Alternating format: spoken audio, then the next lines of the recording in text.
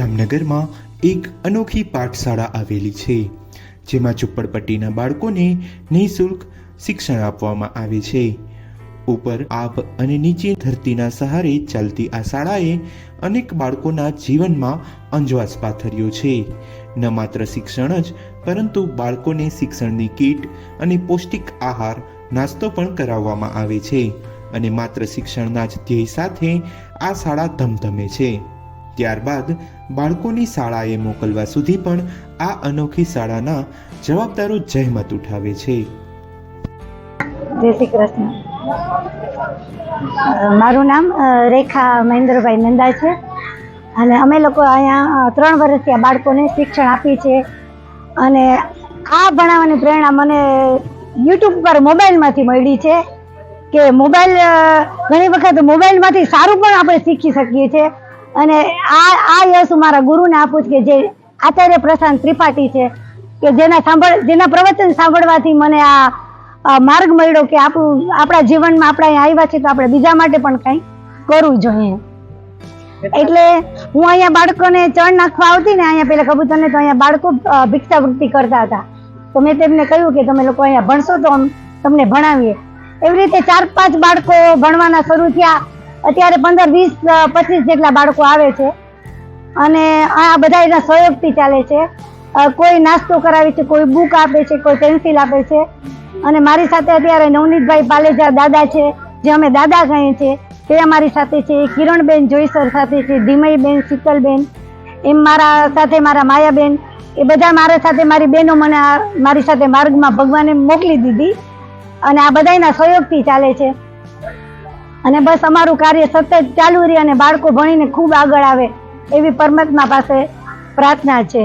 કેટલી કલાક ભણાવો છો? કેટલા છોકરા આવે છે અહીંયા? 3 વર્ષથી અમે કરાવી છે ને લગભગ 20-25 બાળકો આવે છે ને 2 કલાક અમે બાળકોનો અભ્યાસ કરાવીએ છીએ. અને રોજ બાળકો ભણી લે પછી અમે કાયમ નાસ્તો આપીએ છીએ બાળકોને, ફ્રૂટ્સ ને વગેરે બધું અમે લોકો નાસ્તો આપીએ છીએ. અને આ બધું બધાના સહયોગથી ચાલે છે. 3 વર્ષ પહેલા એક મહિલાએ આ શાળાની શરૂઆત કરી હતી. હાલ 4 થી 5 મહિલાઓ અને તેઓ ઝૂંપડપટ્ટીના બાળકોને નિઃશુલ્ક શિક્ષણ આપે છે. જામનગરના રણમલ તળાવ ગેટ નંબર 2 ની અંદર બાળકોને ભણાવવામાં આવે છે. હું નવનીત પાલેજા આ લિટલ એન્જલ ફૂટપાથ શાળાનું સંચાલન કરું છું. અને આ રેખા દીદીએ ચાલુ કરેલું. એ 2-3 દિવસ પછી હું એની સાથે જોડાણો. મેં એને જોયું તો ત્યાં હું અશક્ત હતો, તો હું એની પાસે બેસતો કે ભાઈ આ રીતે અમે પ્રવૃત્તિ બાપ દીકરી બંને ચાલુ કરેલી. તો આમાં આ છોકરાઓને આસ્તે આસ્તે ભેગા કરી અને એકબીજાઓને બધા દરેકને શિક્ષણ મળે, અક્ષર જ્ઞાન મળે, અમારો ધ્યેય એ હતો. દરેક ફૂટપાથના છોકરાઓને જે ભિક્ષાવૃત્તિ કરે છે, ફુગા વેચે છે, બલૂન વેચે છે, એ લોકો છોકરાઓ છે આ બધા, એ લોકોને અને ઝૂંપડપટ્ટીમાંથી લઈ આવી છે, એ લોકોને બધાને અક્ષર જ્ઞાન મળે એ પ્રવૃત્તિ અમારો ધ્યેય હતો.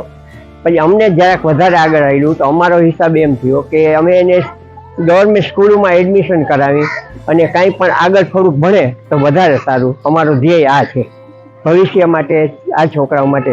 અમારે કોઈ નથી અહીંયા છત નથી, બ્લેકબોર્ડ નથી, રજીસ્ટ્રેશન, કોઈ રજીસ્ટ્રેશન કરેલી શાળા નથી. સ્વેચ્છાએ અમે બધા એકબીજાને મદદ કરીએ. દરેક એમાં અમને આ ધીમઈબેન આવે છે, કિરણબેન આવે છે, એક શીતલ દીદી આવે છે અને લક્ષ્મી આવે છે. બધા આવે છે અમારા સાથે. એ લોકો માત્ર અમારો ધ્યેય છે એક શિક્ષણ, એ જ અક્ષર જ્ઞાન, એ જ આ ધ્યેય છે અમારો. જરૂરિયાતમંદ બાળકોના પરિવારજનો માટે કરવામાં આવતા સત્કાર્યને જામનગર શહેરના લોકો બિરદાવી રહ્યા છે અને સમયાંતરે તેમાં સહકાર પણ આપી રહ્યા છે. દાતાઓના સહકારથી આ સેવા કાર્ય ધમધમી રહ્યું છે.